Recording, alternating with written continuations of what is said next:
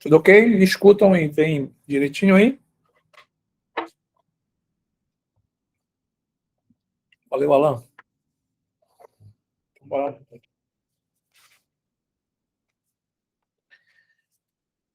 Então, o que vem a ser uma rede neural artificial? Né? Lembrando que a gente acabou de ver que a primeira foi proposta lá atrás, né, pelo Rosenblatt, Perceptron. Aí depois, em 86, os caras trouxeram o Perceptron multicamada, mas agora a gente estamos migrando, né, saindo da ideia biológica, agora a gente está indo para a ideia matemática da coisa e a conceituação que nos interessa, que é a computacional. Bem, o cérebro humano, como a gente já viu, processa informações de uma forma inteiramente diferente de um computador digital comum. O cérebro é um sistema de processamento altamente complexo, não linear e paralelo. Olha só, ele é complexo, não linear, não é. O computador, tradicionalmente, ele segue um fluxo, uma linha de execução. O cérebro não, ele pode usar qualquer caminho da rede neural, dos milhões de caminhos que ele tem entre neurônios conectados. E pode, inclusive, executar vários caminhos desses paralelamente. Essa é a ideia. Então, vejamos uma tarefa de processamento que é realizada corriqueiramente pelo cérebro, que é a visão humana. Olha só, o reconhecimento perceptivo, que é, por exemplo, reconhecer um rosto familiar em uma cena não familiar, pode ser realizado pelo cérebro em poucos milésimos de segundo. Então, eu estou no meio da rua, num lugar que eu não conheço, um monte de gente estranha e tal, e de repente aparece a minha filha. Eu olho, eu já identifiquei. Na hora. Isso é uma tarefa que o cérebro faz muito rápido. E um computador normalmente faria como isso? Na área aí que a gente chama de visão computacional, que é a área que trabalha com isso, né? Eu precisaria de etapas. Primeiro, capturar as imagens, processar, fazer análise, depois reconhecer os padrões para depois ver, isso aqui é a Rebeca que está ali. O cérebro não, ele já porque ele trabalha com processamento complexo, processamento não linear e processamento paralelo. Né? Como o cérebro é capaz de realizar o reconhecimento perceptivo e outras tantas tarefas num intervalo de tempo tão pequeno? Né? Porque as tarefas de complexidade muito menor podem levar dias para serem executadas se eu for colocar para rodar num computador convencional. No momento do nascimento, olha só, quando a gente nasce, o cérebro de uma criança tem uma grande estrutura e a habilidade de desenvolver suas próprias regras através do que a gente chama de experiência.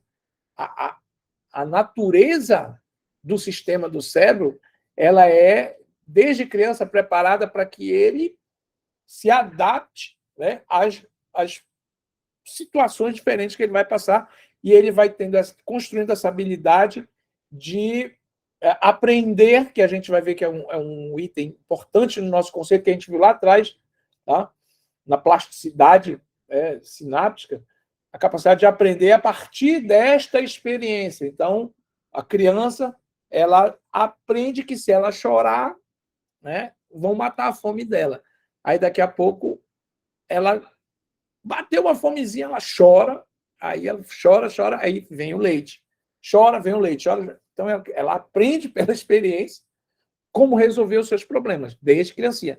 Na sua forma geral, uma RNA, uma rede neural artificial, é uma máquina projetada para modelar, simular a maneira como o cérebro realiza uma tarefa em particular ou uma função de interesse. Então, uma rede neural ela é construída para simular esse funcionamento do cérebro. Essa é a ideia. Redes neurais artificiais são sistemas inspirados em algumas propriedades simples do funcionamento do sistema nervoso dos organismos superiores. São estruturas distribuídas, né, formadas por um grande número de unidades de processamento, que a gente chama de neurônios artificiais. Essas unidades são interligadas por um grande número de conexões que a gente chama de sinapses. O conhecimento na rede neural é adquirido a partir do seu ambiente através do processo de aprendizagem. Então, tem um mecanismo de aprendizagem na rede neural. A gente vai aprender como é que é. Por quê? Olha só, cada algoritmo de inteligência artificial tem a sua forma de aprendizado. A gente viu, quando a gente falou lá atrás sobre machine learning, que tem vários algoritmos de machine learning. Aqueles que trabalham com aprendizado supervisionado, aprendizado não supervisionado, semi-supervisionado e aprendizado por reforço. Cada um daqueles algoritmos tem uma forma de aprender, aqueles que são da abordagem machine learning. As máquinas de vetores de suporte, as SVM, elas têm uma forma de aprendizado. As redes neurais têm outra forma. As árvores de decisão têm outra forma. O KNN é outro algoritmo machine learning, ele aprende de uma forma diferente. Tá? A gente vai se dedicar, mas ele tem um modelo de aprendizado. Como é que uma rede consegue aprender um problema para depois se adaptar a outros problemas e usar esse conhecimento? Uma rede tem força de conexão entre os seus neurônios. Isso aqui é um conceito essencial para a gente, que vocês já devem gravar desde agora. Tá? O conceito de força da conexão, que a gente vai chamar de pesos sinápticos. Cada neurônio tem um peso. Lembra que a gente falou que dos vários neurônios que estão conectados, nem sempre o neurônio que está vindo aqui vai necessariamente ativar o próximo. Então, às vezes, uma informação não vai por aqui, porque esse neurônio não vai ser estimulado. Ela vai por aqui, depois ela vai por aqui, depois ela vai por aqui. E muito desses caminhos aqui vai se dever ao peso que cada neurônio tem, que é a força da conexão. E como a gente vai aprender, um treinamento, já dando aqui o spoiler, a forma de aprendizado de uma rede neural artificial é a partir do ajuste dos pesos. Então, eu tenho um mecanismo, um algoritmo matemático que vai ficar ajustando os pesos de cada neurônio até que a rede neural consiga aprender um problema. Tá? Que é o que lá atrás os caras propuseram com o algoritmo do backpropagation. Foi o primeiro algoritmo de aprendizado? Não. A rede neural tem alguns algoritmos clássicos, o algoritmo aprendizado Hebbiano, de Hebb, H-E-B-B, foi um dos clássicos. O Perceptron trabalha com ele. Mas o primeiro algoritmo que veio quebrar barreiras e transformar, elevar as redes neurais para um patamar assim, de fato avassalador, do ponto de vista de solução de problemas, foi o algoritmo backpropagation, que é um algoritmo de ajuste de peso. Se vocês relembrarem lá do título lá do artigo, é o aprendizado a partir da retropropagação dos erros. Então, ele fica ajustando os pesos, né? Até que, em determinado momento, o algoritmo diz, olha, não, já aprendeu, a rede está toda treinada. Ela aprendeu o problema, o algoritmo faz isso. Tá? A força de cada conexão das sinapses, tá? Ela vai estar residida num valor que a gente chama aqui do peso sináptico, é a força da conexão. É um dos pontos centrais do mecanismo da rede neural artificial. No modelo biológico do neurônio, esse conceito de aprendizagem, a gente viu, né, passou lá pelaquela plasticidade sináptica, é o resultado de alterações locais nos neurônios, capacidade de modular ou controlar as sinapses. É assim que a gente consegue fazer a aprendizagem lá. Fisicamente, tem diversas formas de fazer esse controle das sinapses, né? Os dendritos podem nascer, bem como podem ser removidos, alguns dendritos se esticam, outros se encolhem, permitindo ou eliminando, respectivamente, uma conexão com outras células. Novas sinapses podem ser criadas, sofrer alterações, sinapses podem ser removidas, o neurônio pode morrer, o neurônio pode se regenerar. São vários mecanismos de modular as sinapses, que é como o sistema nervoso implementa o seu conceito de aprendizagem. Então, a aprendizagem via modulação sináptica é o mecanismo mais importante para as redes neurais, sejam as biológicas ou as artificiais. Isso que acontece na rede biológica também é simulado na rede neural artificial. E o conceito de aprendizagem também vai vir a reboque. Por isso que as redes neurais artificiais estão inseridas na abordagem de IA chamada machine learning, porque são algoritmos que trabalham com o conceito de aprendizagem, ou aprendizado. A memória também é resultado de um processo adaptativo das sinapses. Olha só, lá no cérebro, lá nos neurônios conectados, né, nas sinapses, eu tenho também esse conceito de memória. Tem algumas informações que eu quero que sejam guardadas. Então, há uma modulação, há um arranjo, tá, naquela plasticidade genética, sináptica para que aquela informação permaneça.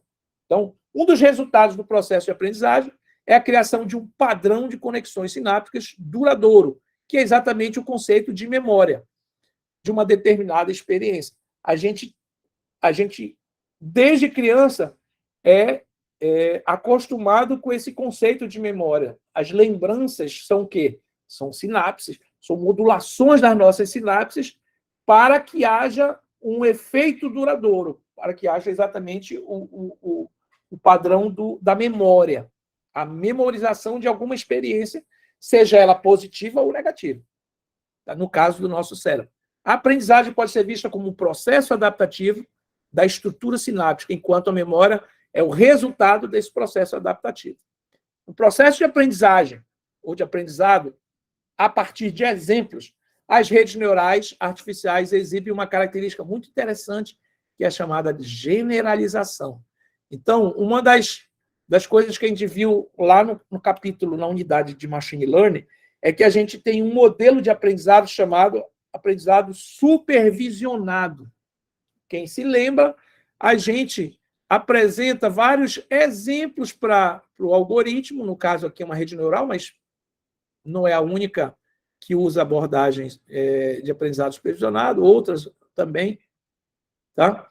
Eu apresento vários exemplos e, a partir daqueles exemplos, a rede neural consegue, né, aprender determinado problema. Esse conceito a gente chama de generalização. O que é generalização? Eu vou treinar minha rede neural ajustando os pesos dela até que ela aprenda como transformar uma determinada entrada numa determinada saída, a partir de exemplos que eu vou mostrar para ela. Tá? Aquele exemplo clássico que eu sempre dou e sempre vou dar, que é o exemplo básico. Eu tenho fotos aqui, 50 fotos de gato, 50 fotos de cachorro, 50 fotos de passarinho. Eu vou mostrar cada conjunto de uma vez para a minha rede neural. Eu digo, olha, isso aqui é a foto do passarinho, isso aqui é um passarinho, isso aqui é um passarinho. Vários diferentes. Aí ela, beleza. Agora, olha, esses caras aqui são cachorro. Isso aqui é cachorro, cachorro, cachorro, cachorro, cachorro. Como eu faço isso? Eu mostro uma foto do cachorro e digo, olha, a saída que eu quero que você diga é cachorro. Mostro outra foto, aí eu digo, a saída que eu quero é um cachorro. E eu vou botar o meu algoritmo para treinar aqui, para ficar ajustando os pesos dos neurônios, até que ele aprenda, a partir de muitos exemplos, como transformar uma imagem numa saída aqui que é uma classe. Esse é um problema de classificação. Depois eu vou fazer a mesma coisa com fotos de gatos, depois fazer a mesma coisa com fotos de cachorro, gato e passarinho. Chega um momento que a rede neural ela já aprendeu, a partir do ajuste dos pesos, como pegar uma entrada que é uma imagem, uma matriz de pixels, e gerar uma saída que é um nome, um texto ou um número, que é a classe 1, classe 2, classe 3. Tá? Quando ela aprende o problema, a gente diz que a rede neural generalizou. O que ela generalizou? Ela aprendeu um problema e agora ela pode aplicar aquele aprendizado para outros exemplos que ela não foi treinada. Isso é o que a gente chama de característica de generalização da rede neural. Tudo bem até aqui, gente?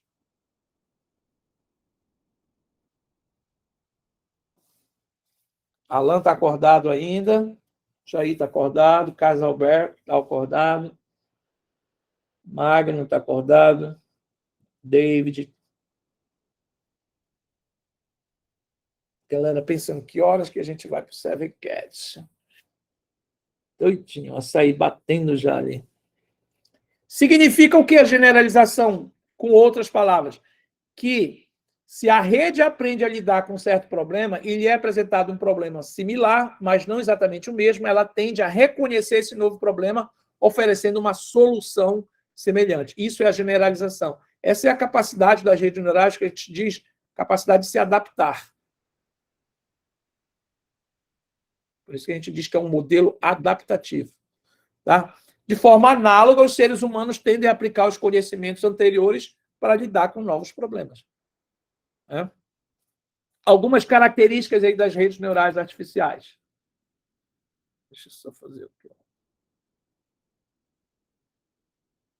Correction.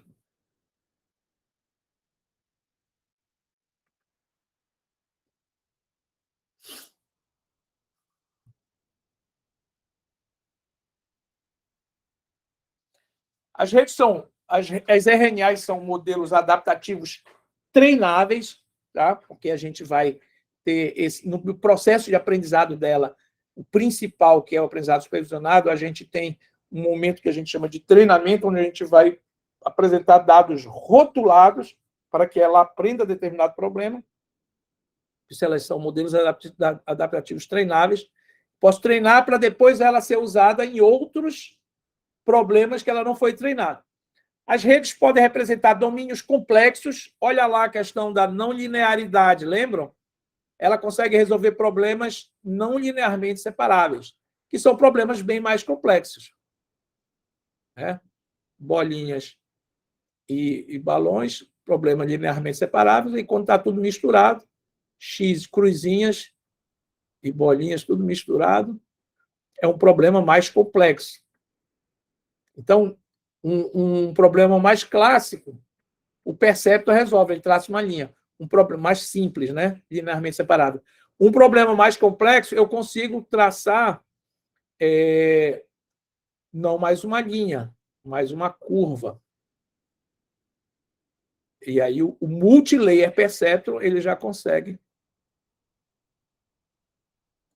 Faltou passar aqui por trás. E pronto. Aqui um perceptor consegue resolver, porque é um problema linear. Aqui é um problema não linear, aí o meu multilayer perceptor já consegue resolver. São capazes de generalizar diante de informação incompleta. Eu tenho poucos dados e mesmo assim eu consigo botar ela para funcionar.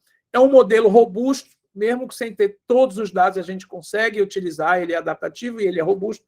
São capazes de armazenar, fazer armazenamento associativo de informações, tá? Fazer associação de informações. Lembro quem teve na aula de Machine Learning, a gente falou sobre um dos problemas de aprendizado não supervisionado, é o da associação. Eu consegui pegar dados e associar. Então, eu associar num calhamaço de milhares e milhares de dados de clientes, que todo cliente que tem entre 23 e 25 anos do sexo masculino, que tem renda entre 2 e 5 salários mínimos, tem uma tendência de consumir mais eletrônicos, jogos, celulares e perfumaria. Ele consegue fazer associações nos dados. É a capacidade de fazer armazenamento associativo de informações. Possui grande paralelismo que oferece rapidez de processamento.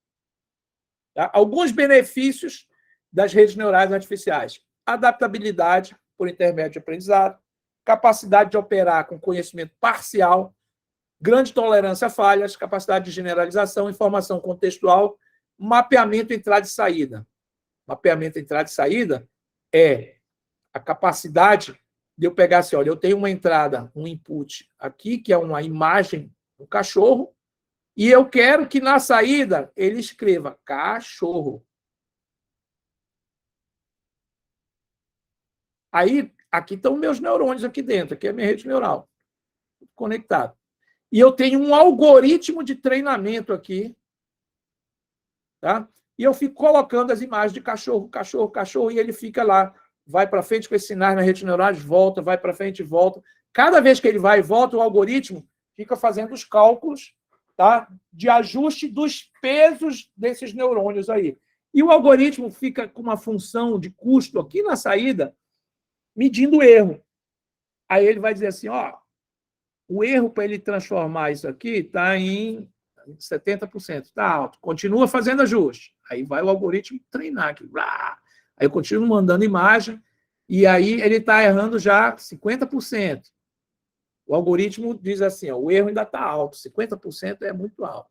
Continua treinando. Aí eu continuo mandando exemplos, dizendo, você tem que aprender, a partir de imagem, gerar a saída aqui, cachorro. Aí tem uma hora que ele vai baixando esse erro, o algoritmo vai baixando o erro.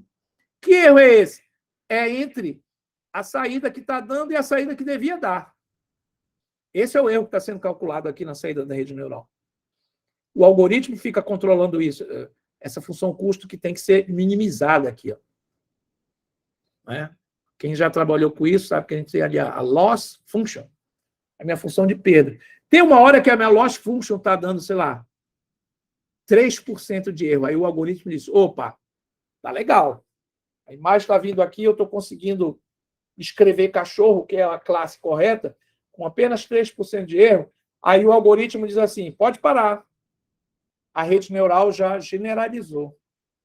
E o que ela fez aqui? Ela aprendeu a transformar imagens em uma classe. Ela fez um problema de classificação, que é um mapeamento entrada e saída. A entrada que eu tenho e a saída desejada. Isso é o que faz uma função, né? O que é uma função? Eu tenho x, aqui eu tenho minha função f de x. Aqui eu dou meu resultado. Alguns problemas que a gente aplica a redes neurais artificiais. Classificação de padrões, reconhecimento de texto, reconhecimento e síntese de voz, reconhecimento de imagem, clusterização, categorização, que é agrupamento, né? Eu agrupar. Ó, esse aqui é o grupo A, esse aqui é o grupo B, esse aqui é o grupo C. Estava tudo misturado. Ele ajuntou. Esse é um problema que a gente chama de agrupamento ou clusterização. É uma tarefa que os algoritmos de inteligência artificial fazem. A aproximação de função, que é eu pegar uma entrada e transformar numa saída. Isso é aproximação de função. E os caras, lá em 86, do Backpropagation, o Rummel Hart, eles provaram que as redes neurais são aproximadores universais de função. Então, se eu tiver um multilayer percept de pelo menos 2 camadas escondidas, eu consigo transformar qualquer função de entrada x na saída y, desde que a função seja computável. Previsão de séries temporais, que é eu fazer, a partir de dados anteriores que eu tenho, prever como é que vai ser o comportamento para frente. A gente fez isso com a pandemia, com a Covid, no nosso sisteminha, que foi usado pelo governo do Estado. Então, eu posso fazer previsão para carga elétrica, de vendas, previsão de preço, de valores, previsão de como vai estar a bolsa de valores, né? O trading lá, como é que vai estar, blá, blá, blá. Tem um monte de previsão que eu posso fazer. Otimização é uma área que tem muito algoritmo específico, mas também as redes neurais podem usar.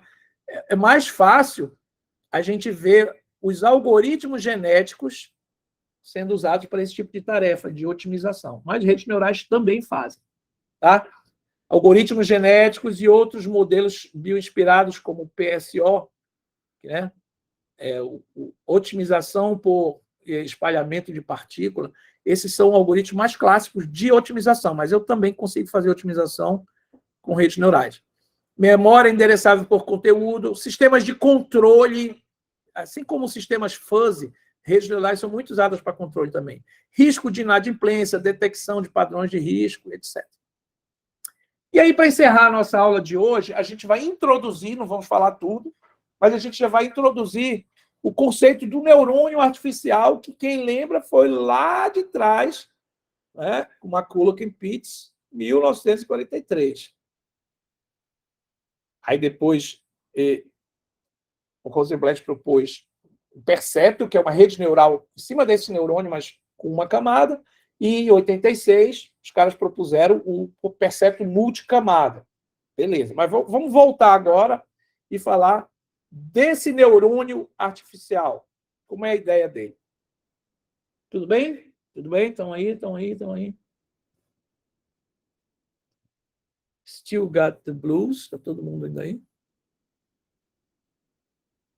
Beleza, Jennifer. Marcos Henrique saiu da reunião. Vivian saiu da reunião. Daqui a pouco eu vou fazer a chamada no final. Sob a ótica computacional, pode-se dizer que o neurônio... Estou aqui, professor. Eu só tinha saído. Eu entrei na máquina aqui, que eu estava pelo meu celular. Responda a chamada. Sob a ótica computacional, pode-se dizer que o neurônio é realizado... que em um neurônio é realizado processamento sobre uma ou, geralmente, várias entradas para gerar uma saída. Então, o neurônio é uma caixa preta de processamento. Eu tenho uma entrada e vou gerar uma saída. O neurônio artificial também. Ele é uma estrutura lógico-matemática que procura simular a forma e o comportamento das funções do neurônio biológico. A grosso modo, eu consigo associar o dendrito à entrada, o soma, que é o corpo celular, o processamento, e o axônio à saída. Então, o neurônio é considerado uma unidade fundamental processadora de informações. Aqui eu tenho a ideia da minha rede com vários neurônios, olha. Um engatado com forças de sinapse no outro. E aqui uma abstração do neurônio artificial. A bolinha que é o meu neurônio, várias entradas, que são sinais que vieram de outros neurônios, e uma saída. Tá? Os dendritos são as entradas, cujas ligações com o corpo celular artificial são realizadas através de canais de comunicação que são associados a um determinado peso. Então, no nosso modelo artificial, a gente tem explicitamente esse conceito do peso, que é a nossa simulação para as sinapses. É o peso que vai dizer se vai ser ativada a conexão com o próximo. Ele que vai determinar. Na verdade, é um dos componentes principais. Eu tenho todo um cálculo matemático que vai decidir se vai haver a transferência de informação para o próximo neurônio. Os estímulos captados pelas entradas são processados na função soma, na função do soma. E o limiar do disparo do neurônio biológico é substituído pela função de transferência. Então, está aqui o nosso neurônio biológico, né? Olha aqui, ó, os dendritos aqui, o processamento aqui no axônio e os terminais aqui, pronto para se conectar com outro. Né? E aqui o meu modelo artificial do neurônio. Então, eu tenho aqui as minhas entradas, X1, X2, XN, tá? São os sinais de entrada. Para cada entrada, eu tenho associado um peso sináptico, que é esse Wzinho, que vem do termo weight, em inglês, né?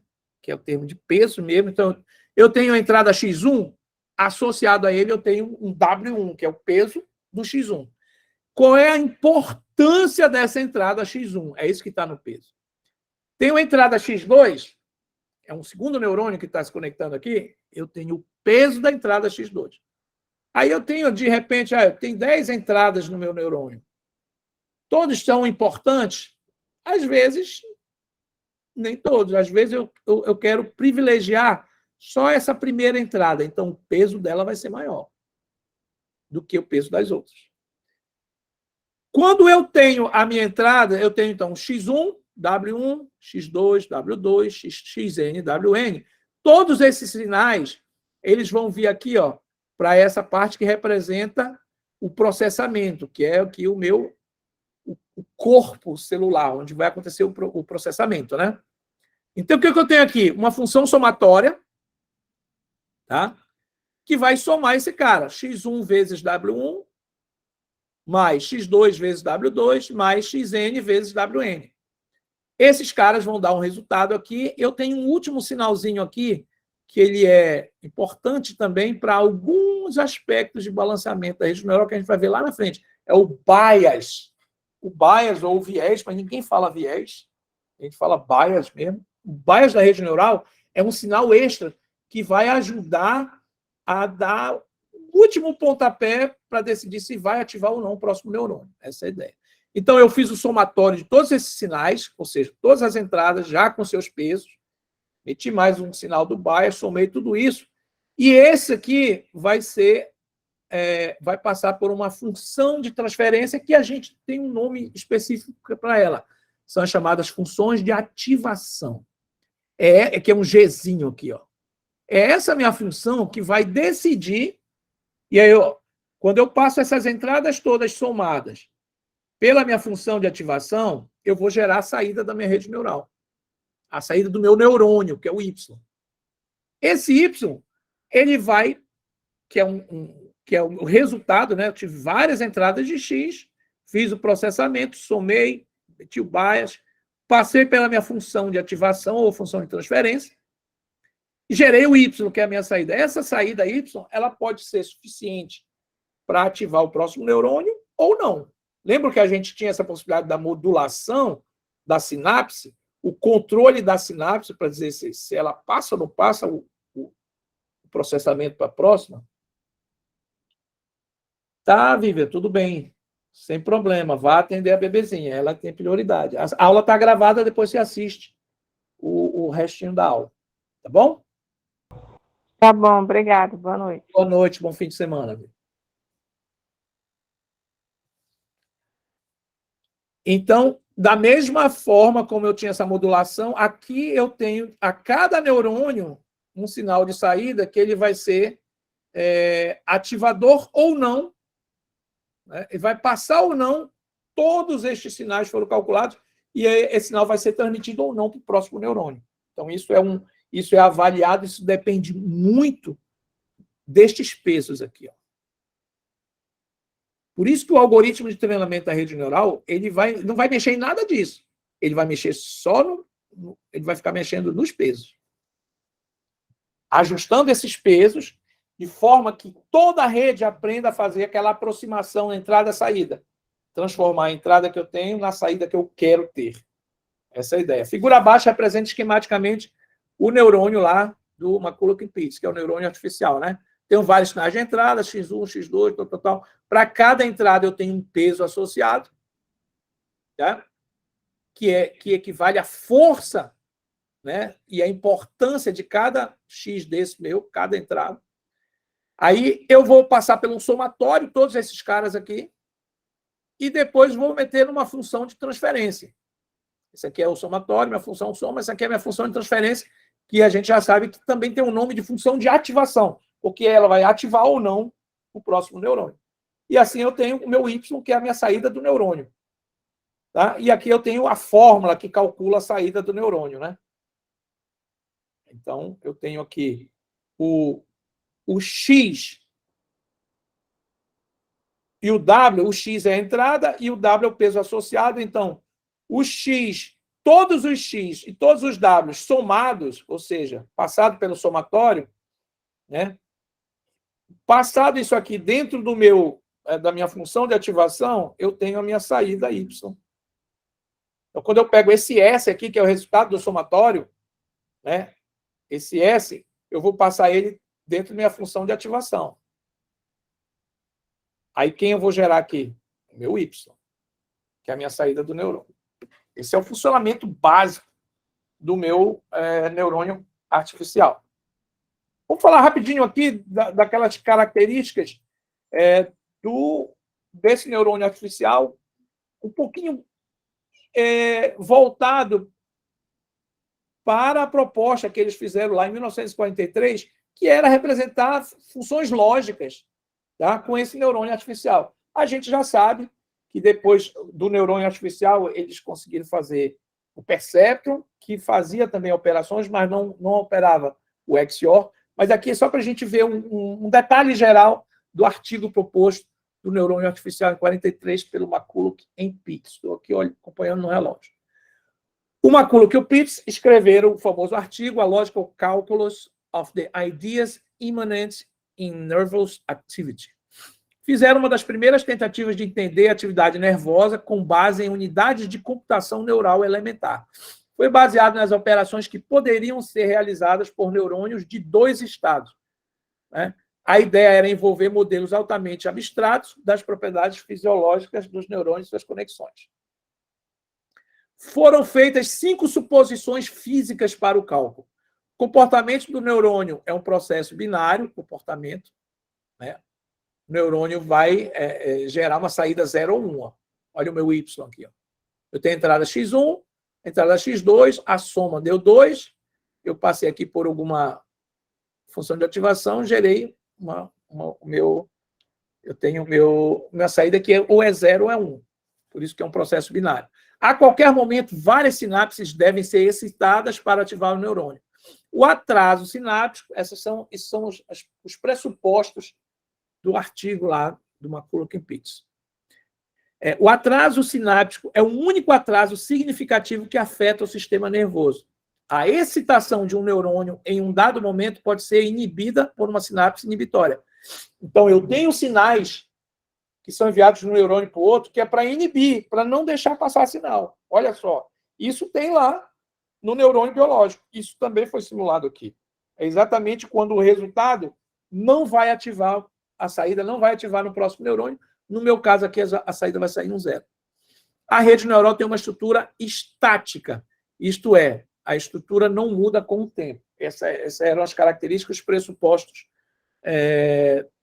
que eles usaram no artigo.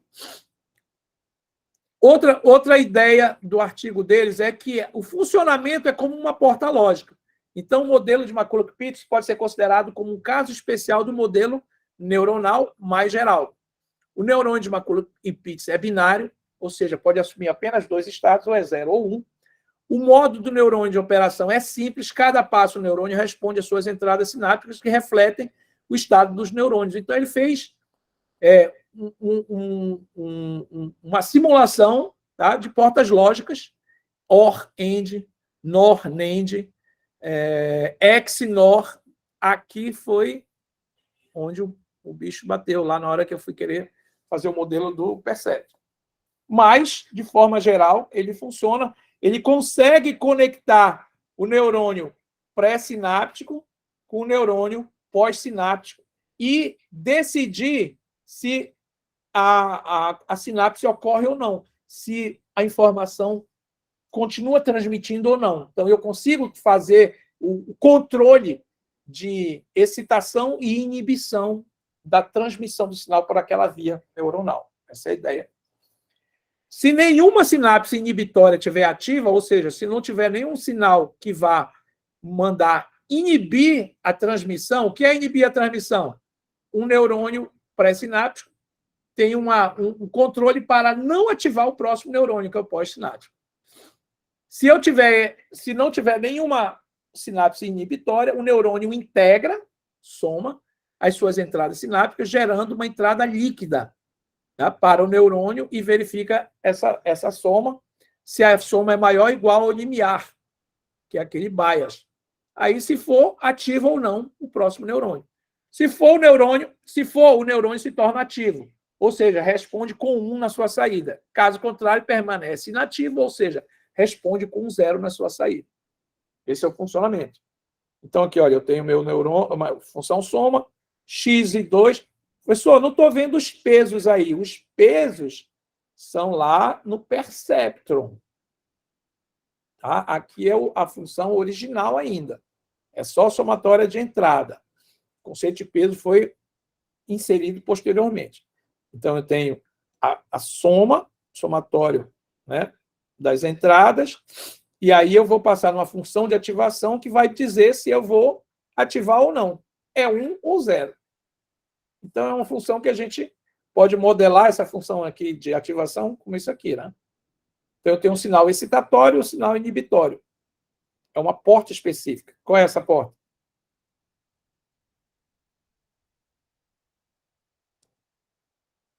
Qual é essa porta aqui? Nesse caso aqui. A inibitória está aqui. Essa é uma porta NOT. É uma porta NOT, de negação. Então, se eu negar a negação, aí eu consigo inibir o sinal. Se não, eu vou simplesmente deixar passar. A saída vai ser 1. O neurônio de McCulloch-Pitts, apesar de simples, ainda é utilizado. Embora cada neurônio tenha a função de realizar processamentos simples, uma rede com múltiplos neurônios é capaz de realizar operações bastante complexas. Uma das primeiras e mais simples formas de RNA foram os perceptrons, tá? Pelo Rosenblatt, que foram propostos, que é uma rede com uma camada escondida, né? Mas eu tenho neurônios de entrada, neurônios de camada escondida e neurônios de saída. Em um perceptor, os neurônios estão dispostos em várias camadas que podem ser classificadas em camadas de entrada, camadas ocultas e camada de saída. Normalmente, pode-se encontrar a representação que produzirá o mapeamento correto da entrada na saída através das unidades intermediárias. É aqui nas camadas do meio, as camadas ocultas, onde ocorre o processamento real e o mapeamento da entrada na saída.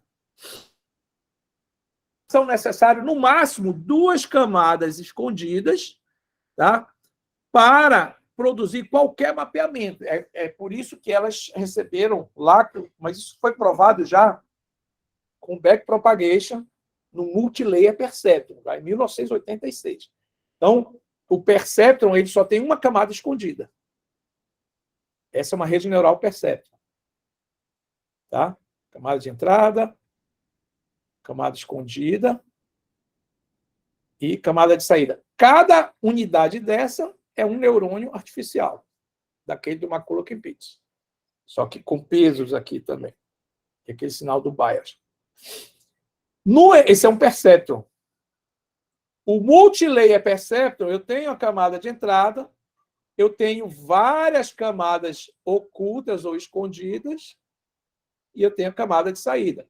Então, os caras provaram que com o multilayer perceptron, com pelo menos 2 camadas, eu consigo fazer mapeamento de entrada e saída. Mas a gente usa várias camadas na prática, né? Só que o multilayer perceptron, já falei para vocês, ele não é bom para muitas camadas. Por isso que foi revisado o algoritmo e hoje a gente usa o Deep Learning, que são as redes profundas capazes de suportar muitas camadas.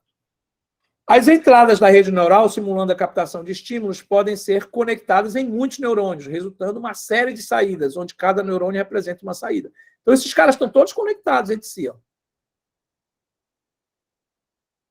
Quando a gente for implementar, vocês vão até ver que tem um termo que eles chamam lá de rede fully connected, redes totalmente conectadas. É quando todo neurônio está conectado, todos os neurônios de uma camada estão conectados com todos os outros da outra camada.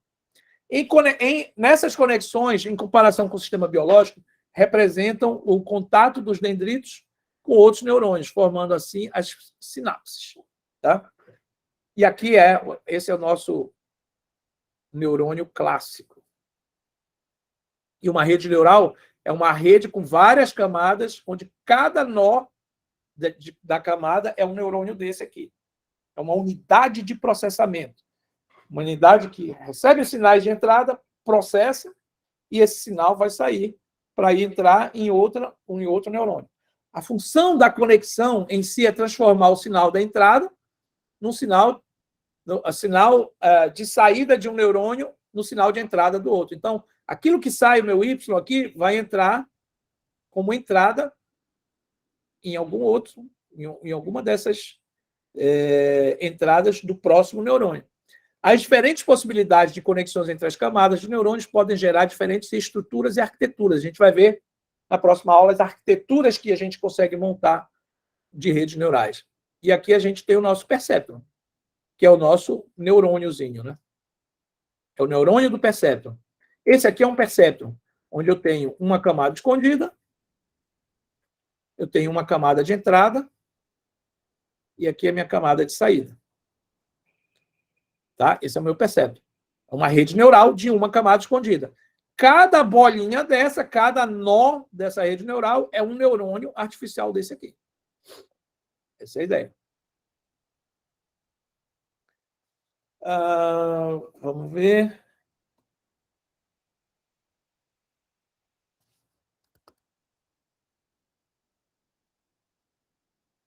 uma ideia aqui. É esse aqui. Arquiteturas. Então, esse aqui já é o assunto para a nossa aula que vem. Na aula que vem, a gente vai falar das arquiteturas de rede neural, que é já quase o final. Depois a gente tem mais um slide que a gente vai falar do algoritmo de treinamento, que é o backpropagation, e aí a gente encerra essa parte mais teórica das redes neurais. Então, por hoje a gente fica aqui. Vou fazer a chamada agora.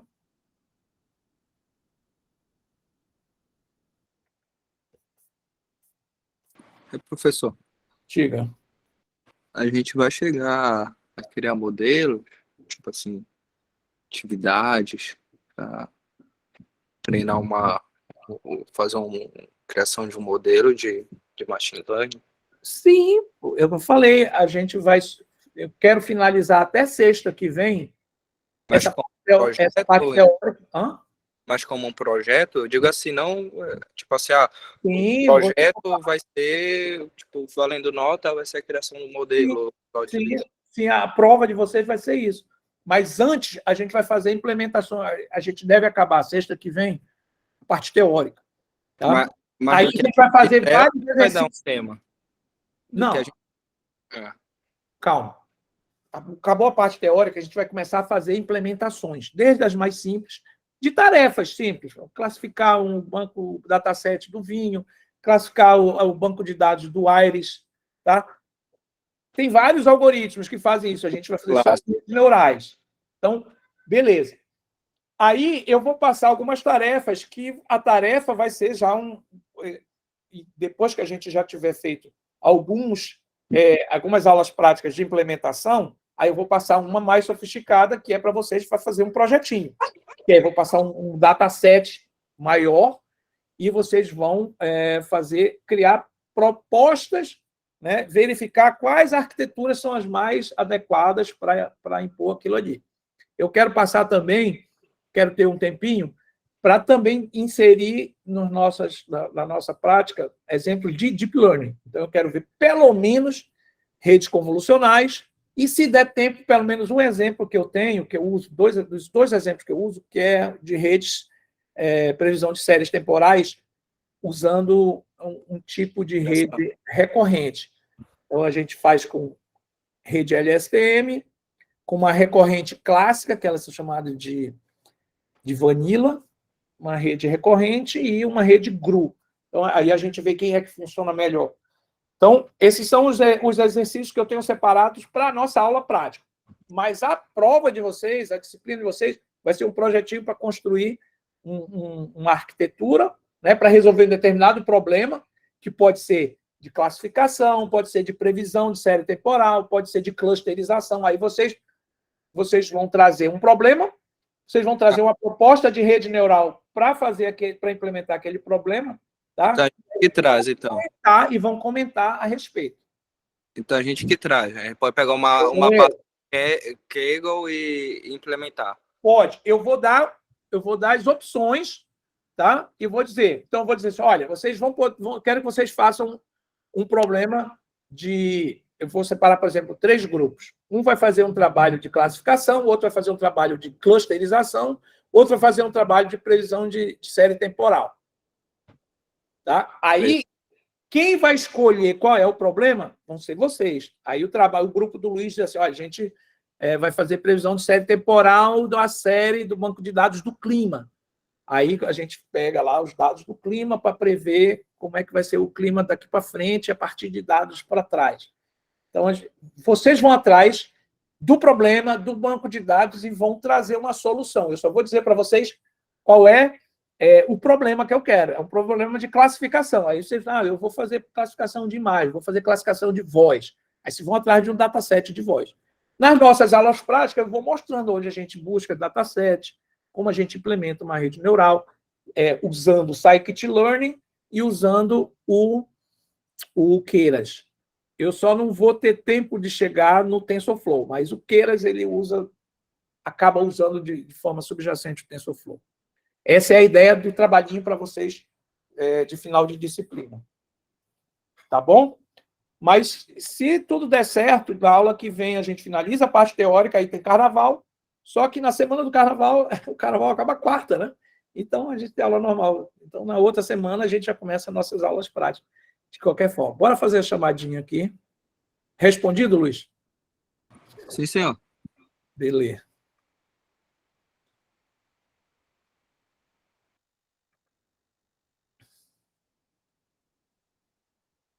Então vamos lá para a nossa chamada de hoje.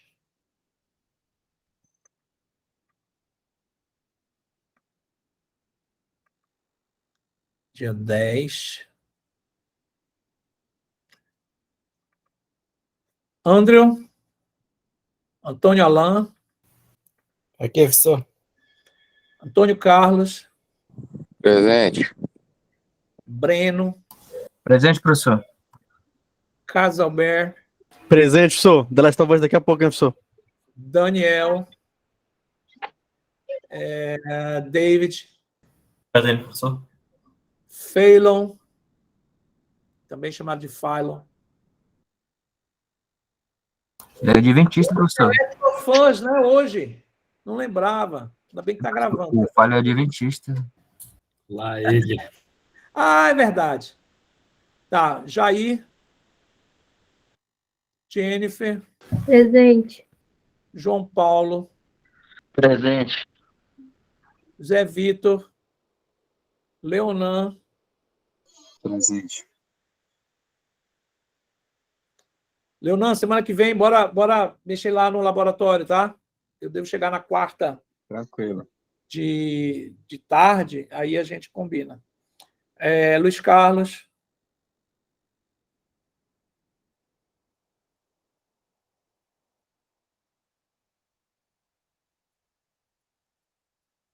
Tá.